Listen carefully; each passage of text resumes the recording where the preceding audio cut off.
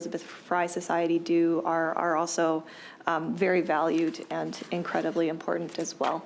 I just for a procedure, I won't be supporting this clause, but I have no further questions. Thank you for your answers today.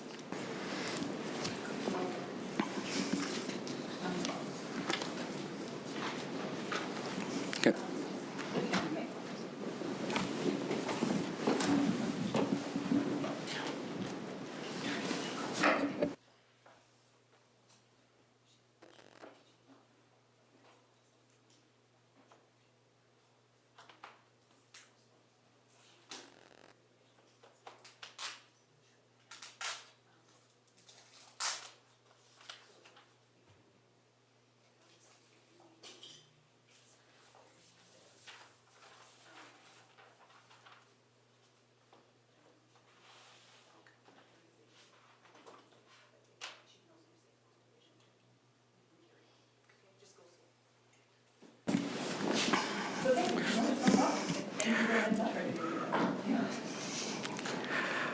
Clause 1, short title, is that agreed? Agreed.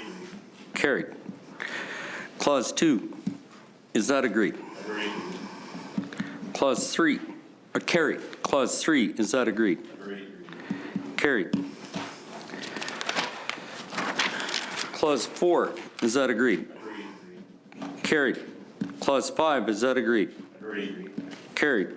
Clause 6, is that agreed? Agreed. Carried. Clause 7, is that agreed? Agreed. Carried.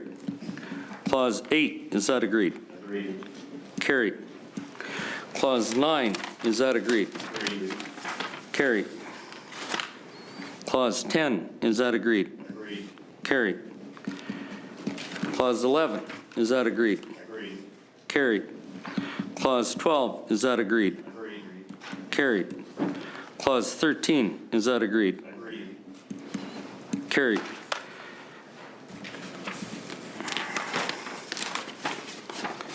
Clause 14, is that agreed? Agreed. Carried. Clause 15, is that agreed? Agreed. Carried. Clause 16, is that agreed? Agreed. Carried. Clause 17, is that agreed? Agreed. Carried. Clause 18, is that agreed? Agreed. Carried. Clause 19, is that agreed? Agreed. Recorded division.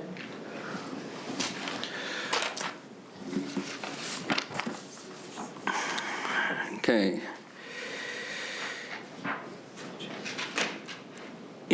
Those in favor of the motion say aye. Aye. Aye.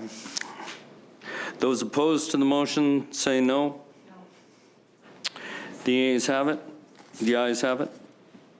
She's called her. Carry on. Okay.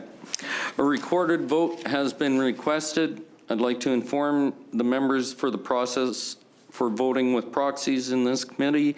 First, I will ask for members that are present in favor of the motion to raise their hands.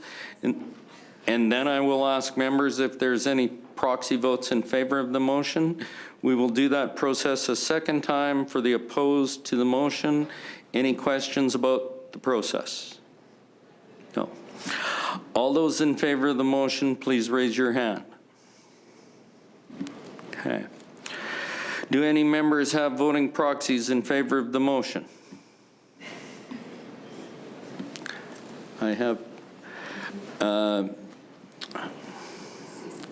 Okay. Ms. Ross has designated me to Ms. Ross, and Mr. Kirsch has designated me to cast their vote by proxy. Therefore, I vote in favor of the motion for the member. All those opposed to the motion, please raise your hand. Do the members have voting proxy opposed of the motion? No.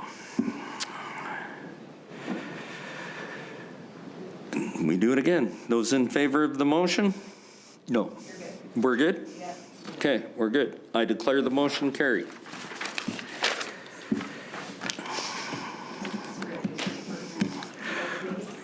Clause 20 is Is that agreed? Agreed. Carried. Clause 21, is that agreed? Agreed. Carried. Clause 22, is that agreed? Agreed. Carried. Clause 23, is that agreed? Agreed. Carried. Clause 24, is that agreed? Agreed. Carried. Clause 25, is that agreed? Agreed. Carried. Clause 26, is that agreed? Agreed. Clause 27, is that agreed? Agreed.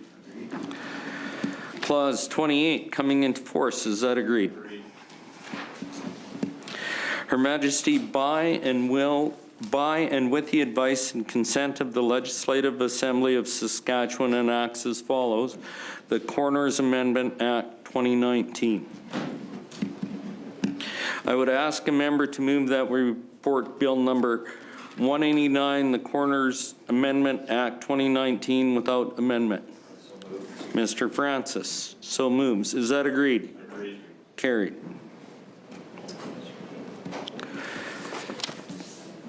We will now be considering Bill number 195, the Lobbyists Amendment Act.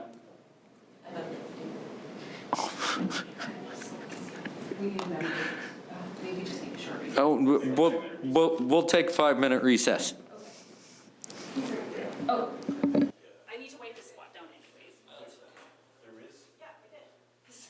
a flaw in that process. Yeah, I'm just gonna quickly wipe it. No. Yeah, I need to wipe. That you should have called us by name. Because Laura and Albert are on the record of having the vote. But we're not.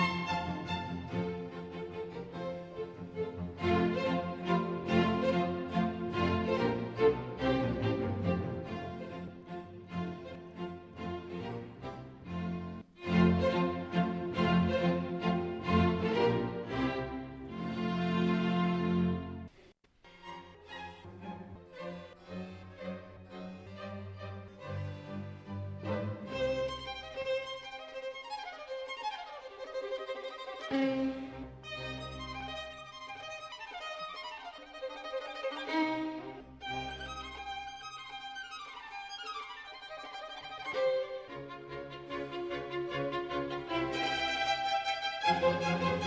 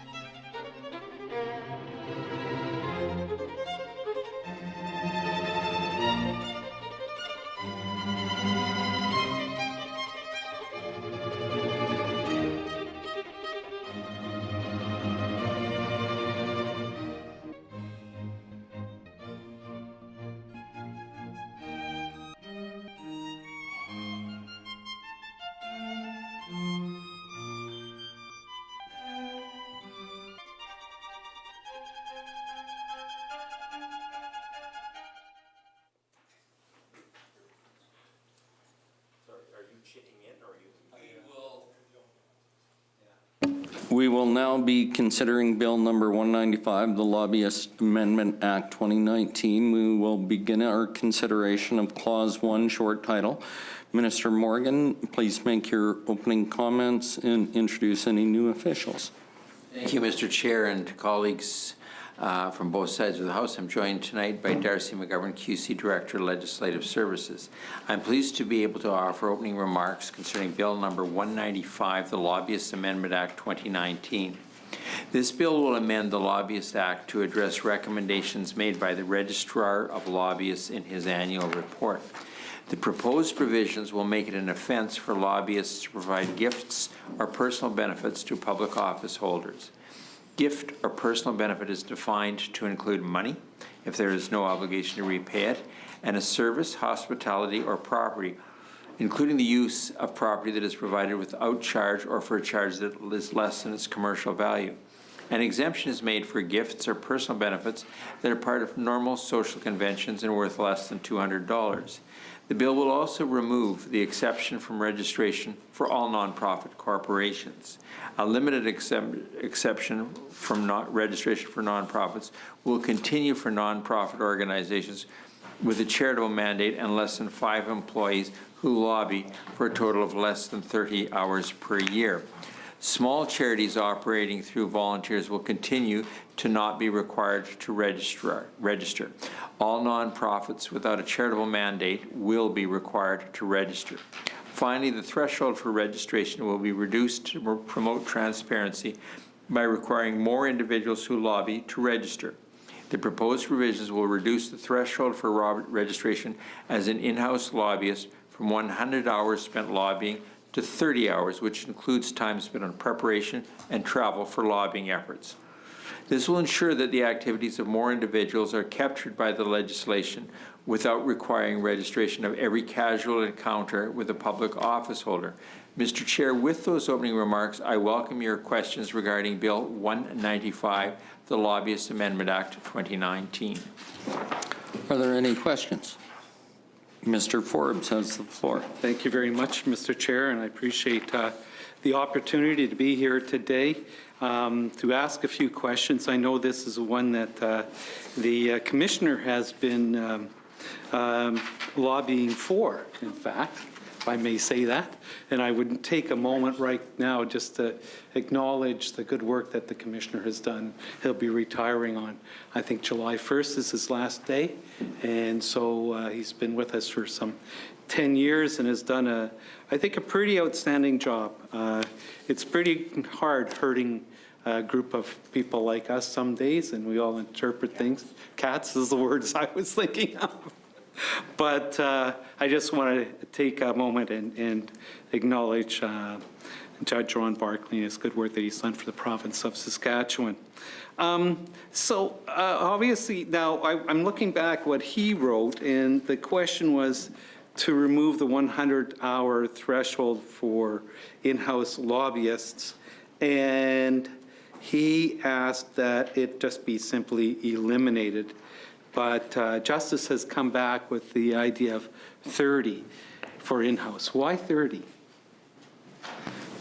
I was remiss in my earlier remarks for not thanking outgoing Commissioner Barclay. I think, as you and I are both aware, he served the members of the legislature extremely well, and was always somebody who was available that you could go to for advice and questions, so you could plan your affairs accordingly. So for that, I think all of us should thank him. You asked the question about the reduction from 100 to 30 hours rather than 100 to 0 hours. We looked at other provinces and other pieces of legislation, and some were 0, some were at 50, and we felt that this was somewhere in between. We wanted to be able to specifically avoid situations of casual conduct where you would run into somebody at a social event or sit with somebody, or possibly phone somebody where the contact was initiated by the member, where you would contact somebody to ask their opinion on somebody. You might phone somebody at Credit Union Central and say, what do you think about this issue on insurance, or what do you think about that? And at that point, are you consulting with them as an MLA, seeking their advice, or are they lobbying? And certainly, during those conversations that you have, they might well say, well, I think you should do this, I think you should do this, this suits our business, and that may be even how you approach the question. So it became an increasingly difficult one for the de minimis, the very small ones, and it became challenging for members reaching out. And then in smaller entities, the cost to register log hours or whatever else. So there was no intention to hide or deceive. It became down to what was appropriate and what were the interests of the public. Somebody that was spending 100 hours was actually spending a significant amount of time in preparation, travel, whatever else.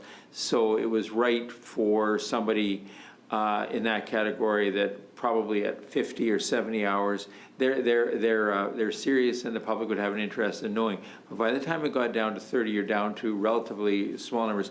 And I can't say why it wouldn't have been 25 or 35. It seemed to be a reasonable number. And when we did some discussions around both to public relations firms, other MLAs, and looking at other, it seemed to be a reasonable landing spot. And I think this is the type of thing that as time goes on, you review it on an ongoing or a periodic or regular basis. The whole idea of having a registry and licensing of those individuals, you want to make sure that you look at it on an ongoing basis, because the nature of how they do business changes, the perception or the needs of the public, I think, change over a period of time. And we think, given where we're at currently, it's a reasonable landing spot. And I know some people think it should be less, and certainly Commissioner Barclay's position was that his starting position was 0. In consultation with him, he said that 30 was, he felt, an acceptable number. Yeah, he made a couple of, I think, pretty strong arguments. The first one is you're creating a two-tier system.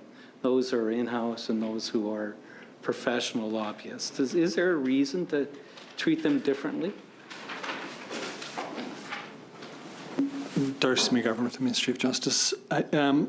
The different distinction that's drawn between in-house and consultant lobbyists is something that's done in most of the provinces across Canada.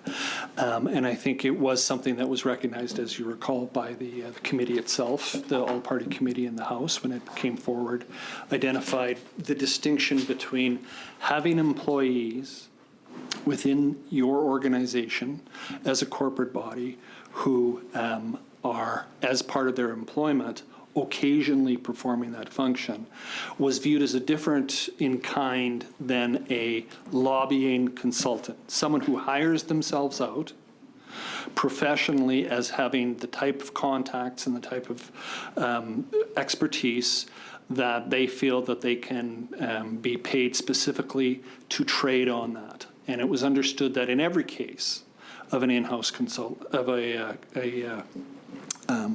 lobbyist, consultant lobbyist, I should say, that in those circumstances, that's the individual's undertaking. And that's an individual who every time would be required to register. But I think that's the distinction with the difference, was that in some corporations, if you are a muffler company and you are looking for a particular change for whatever reason, that you don't have a lobbyist in your company. But given a particular topic, you might have quite an interest. And once you get a certain amount of hours in, that would tip you into a public interest position, as opposed to just a corporation that says that, as the minister has mentioned, who occasionally might bump into the minister and ask what's going on. I have stated I have some concerns about that, because I just feel like, we all run into people wherever we are, and it's just a matter of that you do have to have that discipline, and I know the minister has that discipline of saying there are things I can't talk about, and we'll just have to talk about other things, and then so I'm not as deeply concerned about that, but I am concerned. And the second point I think is really valuable. Now, I'm not getting into the internet here. And do we have folks from the lobbyist registry here with us tonight, or is it just Justice? I shouldn't put it justice. No, I don't believe we do. And as you're aware, the onus to register and to comply is not on the member, it's on the lobbyist. So when we went through the process, I know I phoned some of the lobbyists and said, what's reasonable? And their concern was the small conversations or this casual conversations. If you end up going for supper with somebody that's a neighbor that happens to work for a charity or that does this or that, where does the social interaction stop and the lobbying begin? Even where you may have taken them for supper, invited them over the whole issue became just too difficult to try and identify where it started, where it stopped. And I don't think it was a matter that anybody had an intention to hide, conceal, or deceive anybody. It was just when you had somebody that's in that business, either on a full-time basis for in-house within an entity, or that may represent 3 or 4 other people, it becomes difficult. And I appreciate the point that you're raising. So anyway, this was the choice to strike a balance on it, and we certainly it wasn't a decision taken lightly, even though there isn't a mathematical principle to get to that time.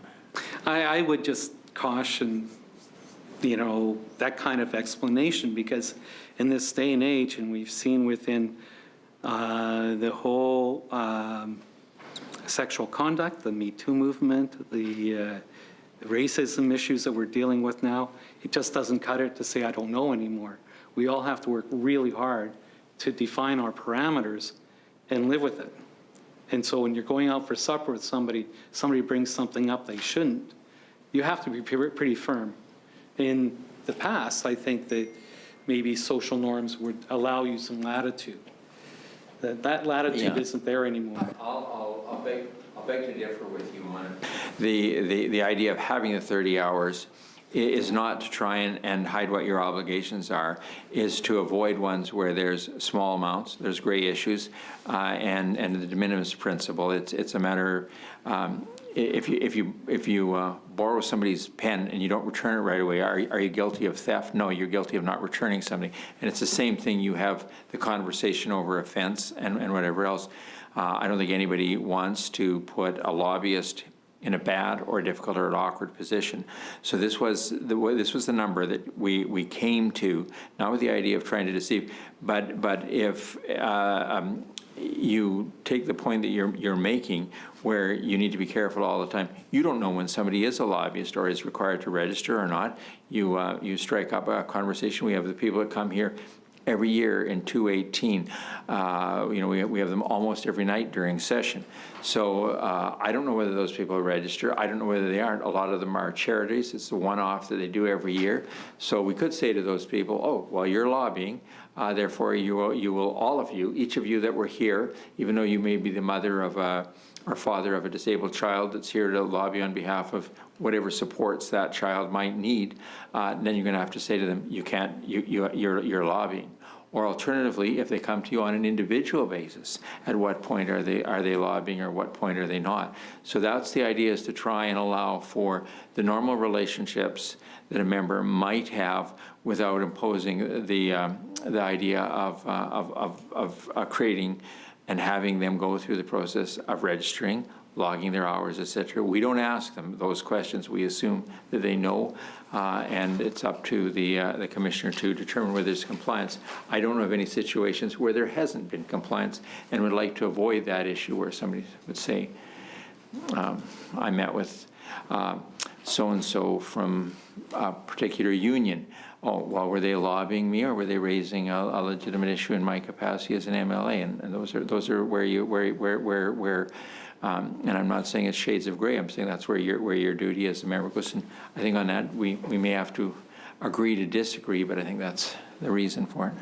I mean, I think in terms of the last example you had, and I was talking to some of the folks out front, it's pretty clear in the Act what happens when you're actually engaged in something with the government and when you're trying to gain a benefit. So I think the Act is fairly clear in that, but I do want to, and I think you're kind of making this point that the commissioner's making, and the second reason was that although some in-house lobbyists register immediately to demonstrate transparency, or because it's easier to register than to account for lobbying hours, while other in-house lobbyists in the same industry will not register because the legislation does not require them to do so. So you have people who are unclear about what the legislation is. So I did a little Google search here, just now, as I was looking at this today, and I was looking at, so who's been lobbying me? And the one that's come up, and they probably have you and all the members here, because I was quite surprised. The Florida Department of Citrus, somebody named Kristen Baldwin.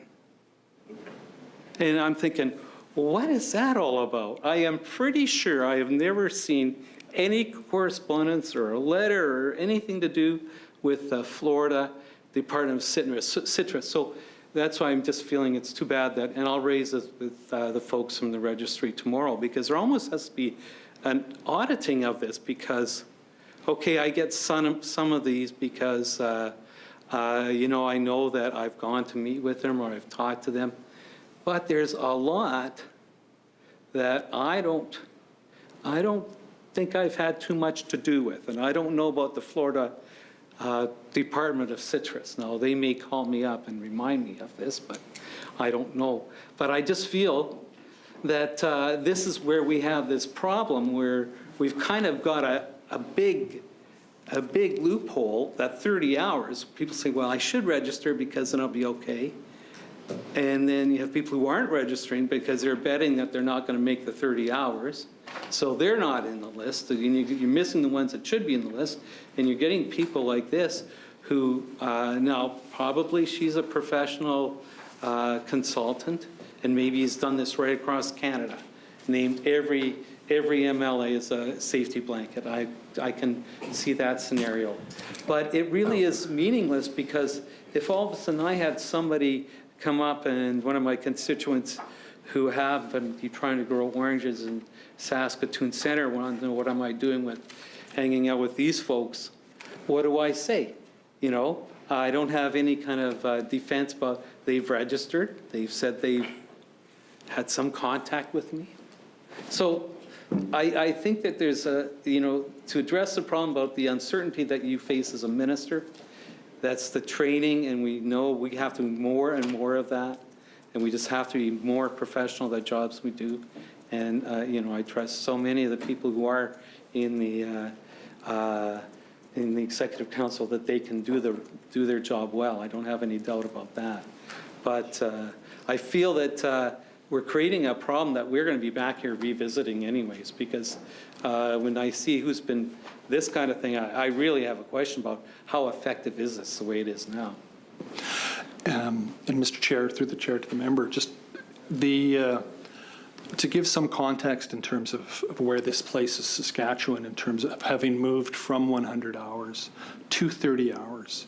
That puts Saskatchewan at the second lowest in the country, to my knowledge, with respect to the threshold for these types of lobbyists. In addition, of course, in Saskatchewan, the threshold, as you recall, the count that we have here includes travel time, includes prep time, includes conversation time as well. So Alberta recently moved from 100 to 50. Manitoba, we know, is at 100.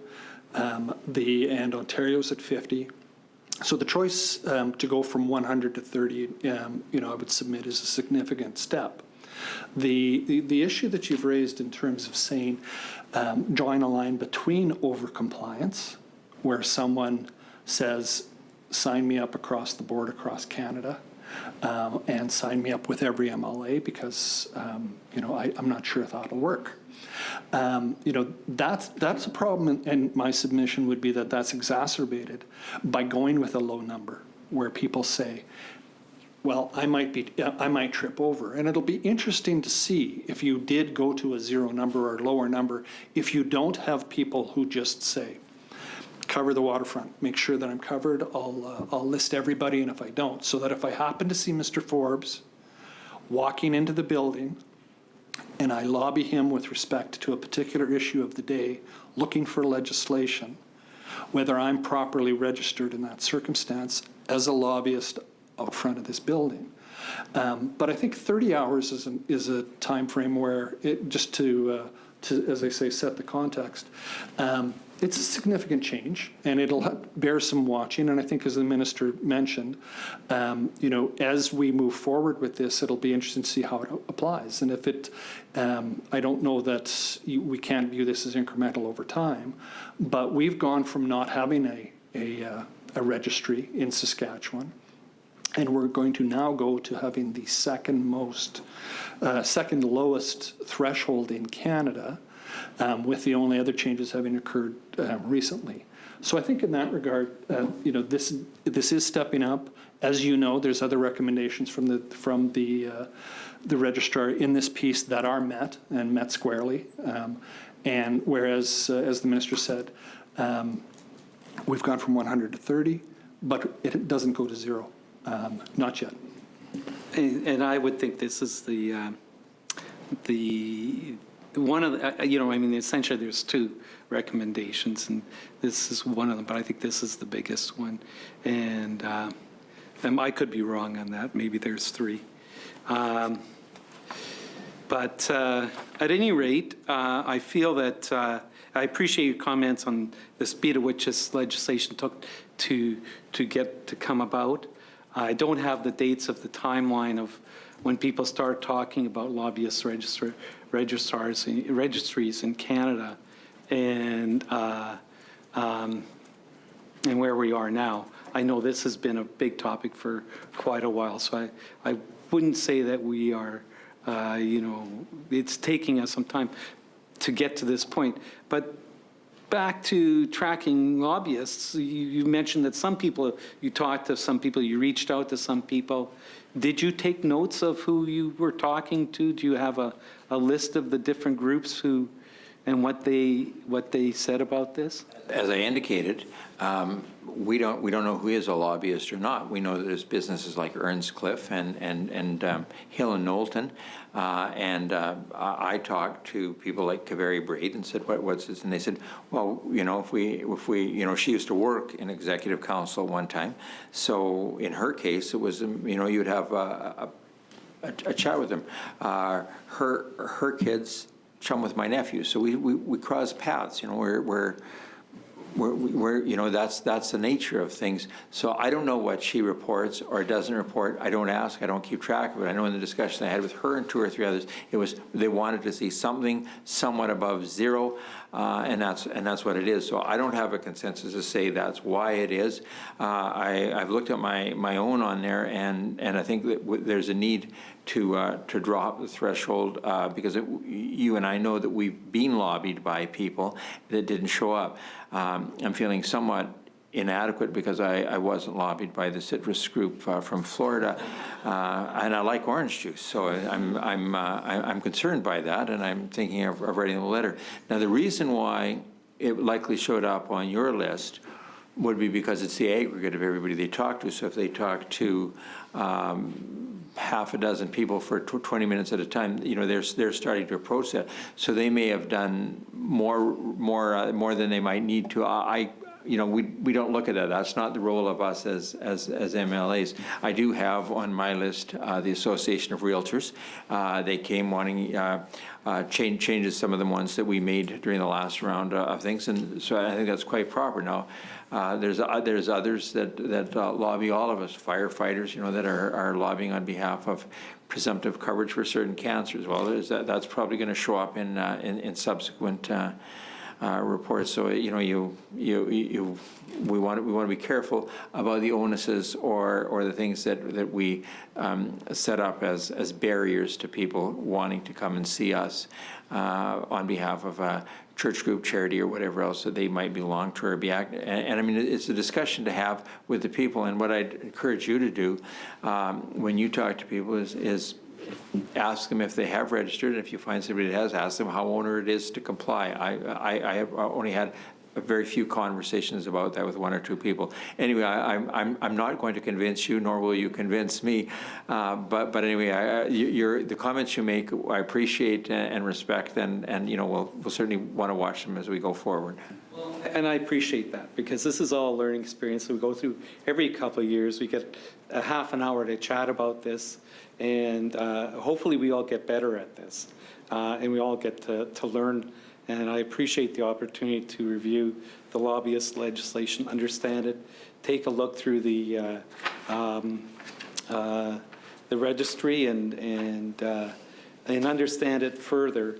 Because at the end of the day, you know, and this is, you've said this in your opening remarks in the House in your second reading speech, you know, the trust and credibility of the government is critically important. And when we get elected here, people, you know, so often people say, you've been elected to the government, and I have to make a distinction. Well, no, I'm not part of that government. I'm in legislation, a legislator, not a government member. But then you're explaining stuff, and that doesn't really matter. They see us as government, and they see us down here doing work.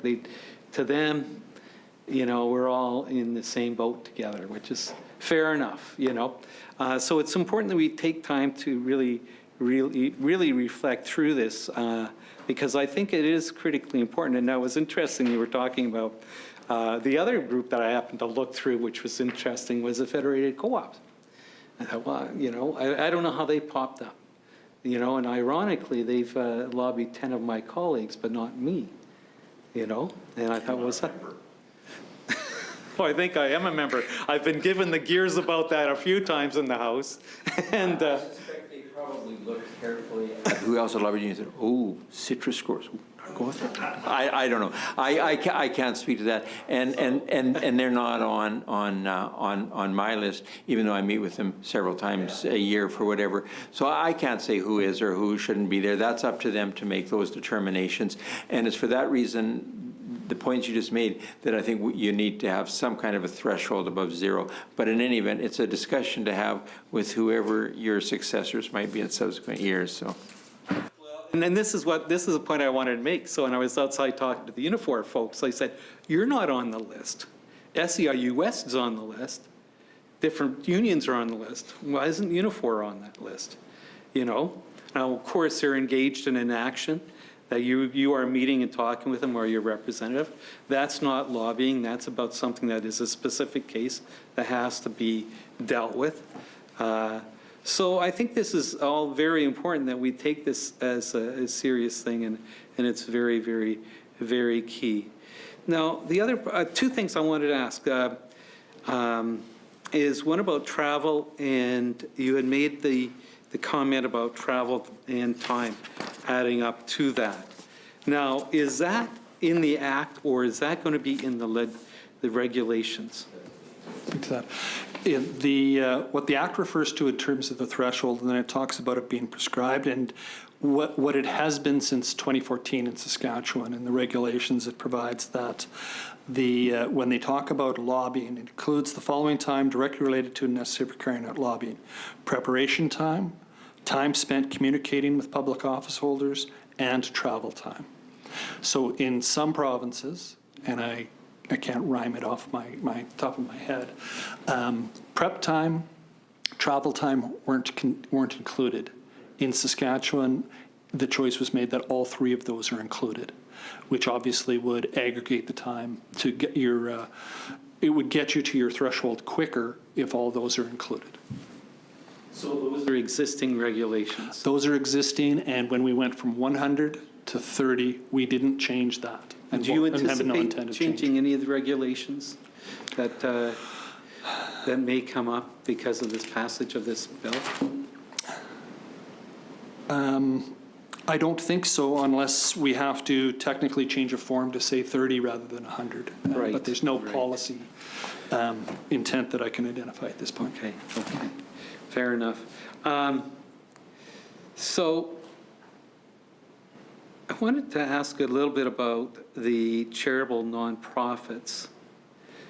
And you describe it as a charitable nonprofit with less than 5 employees who lobby for a total of less than 30 hours annually. I'm focusing on the word employees, 5 employees. Is that correct?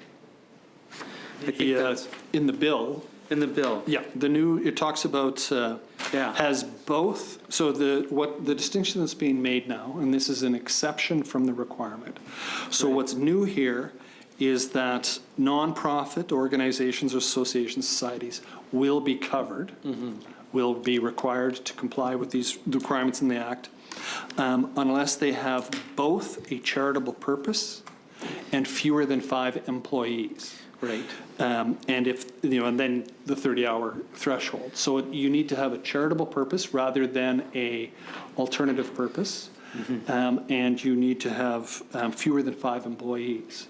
So to use the minister's example previously, if you're in an organization that has no employees, you've formed a nonprofit, Grandmothers for X, you don't have employees, the view was that requiring that organization to spend the time to divert itself for compliance with the Act wasn't appropriate at this point. But it takes the big step of saying nonprofits are going to be covered, small nonprofits with charitable purposes won't be. So what the commissioner, why I was focusing on the word employee, he uses the word, well, maybe this is a suggestion that he had heard, would be that only charitable nonprofit associations with 5 or less lobbyists would be exempt from registering. So I kind of, they're assuming, and you assume everybody in the, if people had 20 employees, they have 20 lobbyists, or how do? I think that's particularly.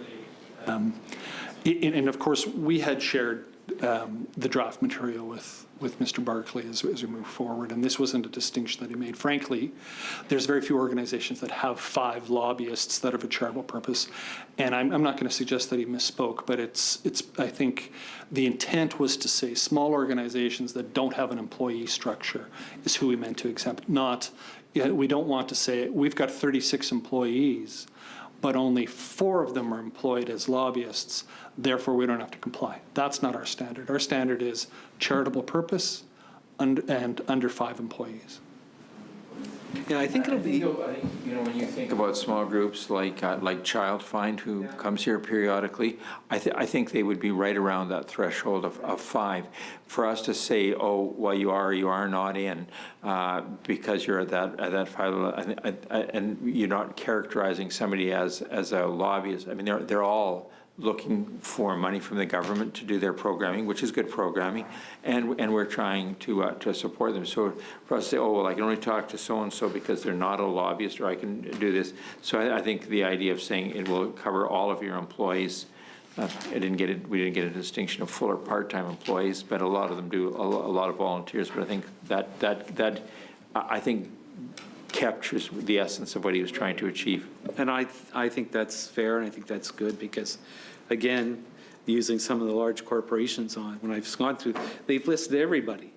And I think, like maybe 20 or 30 of their top executives are all now lobbyists, just in case they happen to come and meet, and then it gets to be kind of a bit of an issue.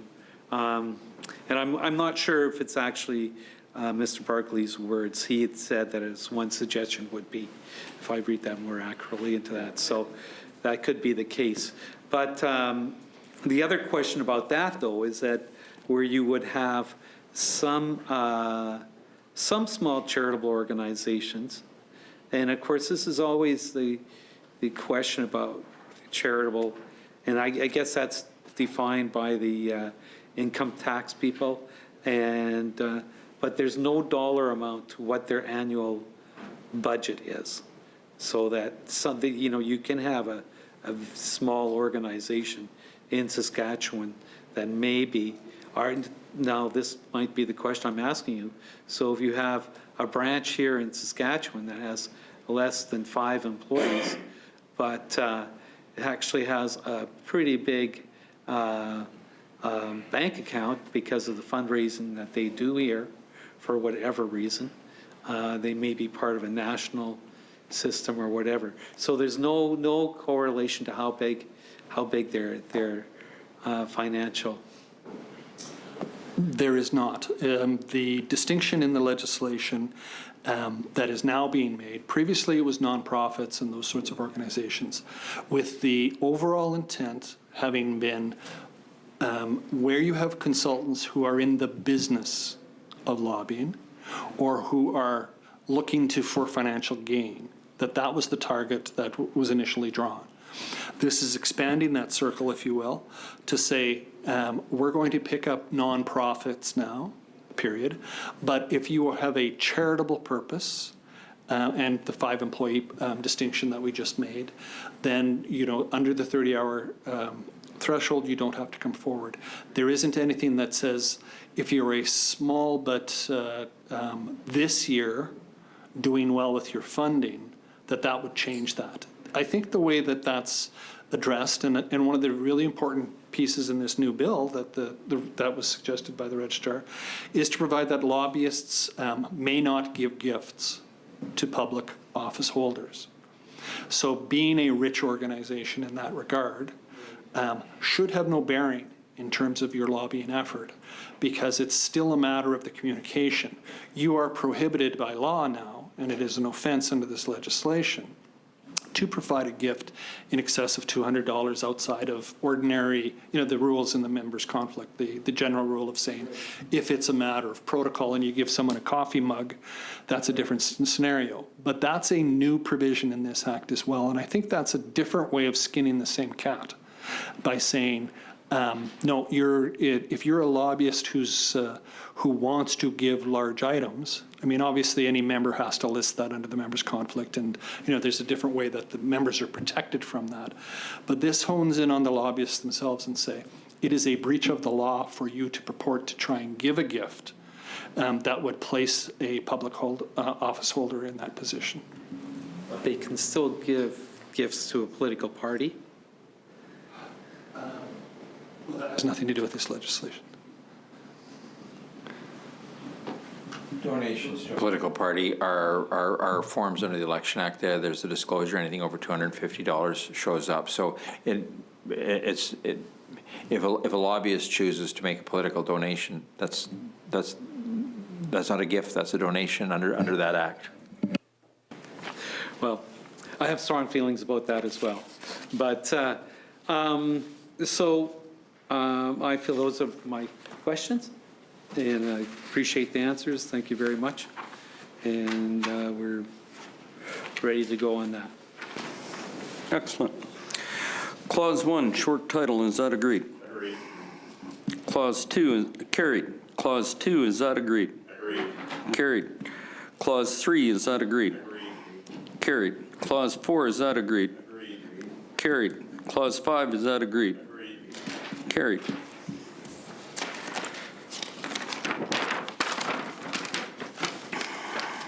Clause 6, is that agreed? Agreed. Carried. Clause 7, is that agreed? Agreed. Carried. Clause 8, is that agreed? Agreed. Carried.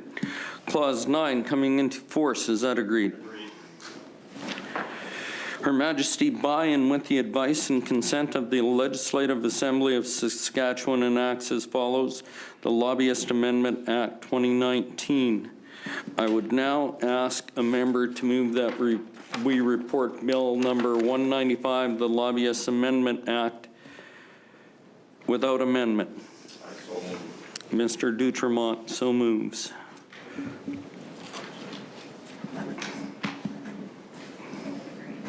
Agreed. Carried. Is that agreed? Agreed. Carried. Sorry. We will now be considering Bill number 196, the Members' Conflict of Interest Amendment Act 2019. We will begin our consideration with Clause 1, short title. Minister Morgan, please make your opening comments. Thank you, Mr. Chair. I'm once again joined by Darcy McGovern, QC Director, Legal Services. I'm pleased to be able to offer opening remarks concerning Bill 196, the Members' Conflict of Interest Amendment Act 2019. This bill will amend the Members' Conflict of Interest Act to address recommendations made by the Conflict of Interest Commissioner in his 2018 annual report. This bill will require members to provide a description of assets of a private company in which a member or member's family has a controlling interest in all disclosure statements. This amendment will codify an existing process that the Commissioner has used under the discretion provided in the Act. This bill also addresses a potential disclosure gap for former members. The current Act places requirements on new and existing members to file disclosure statements, but there was previously no requirement on a former member.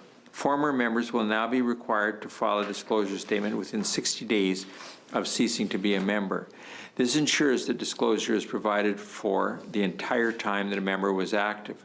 Former members will also be allowed to ask the Commissioner for an opinion or recommendation regarding their obligations under the Act for 1 year after ceasing to be a member. Finally, this bill will add a definition of gift or personal benefit to clarify what falls under this category. Mr. Chair, with those opening remarks, I welcome your questions respecting Bill 196, the Members' Conflict of Interest Amendment Act 2019. Do we have some questions? Mr. Forbes, the floor is yours. Thank you very much. And again, I appreciate the opportunity to discuss this, Bill 195. It's an important bill that we keep going back and taking a look at and seeing how can we improve it so that we can do our work as well as we can without any kind of shadow of other influence that is not good. So I just have a question about the first, so we've added a definition of gift or personal benefit, and it seems to be a good one, and I'd be curious to hear you talk a little bit more about that, whether that, how common, is that a common one that's used across Canada? And how is that, I am interested because, what are the regulations right now in terms of what gifts may be? Is this something that we're bringing out of regulations into the legislation? I'll let Mr. McGovern give you a bit on what takes place in other provinces. I think what the bill was trying to achieve was a threshold that was low enough and small enough that if you went and you got a mug for having passed out an award, it wasn't there. So what was happening with people is they wanted to err on the side of caution. They wanted to have disclosure. So Cam Broughton was door knocking, and it was during the summer months, and somebody gave Cam Broughton a bundle of radishes, which turned up on his disclosure statement. So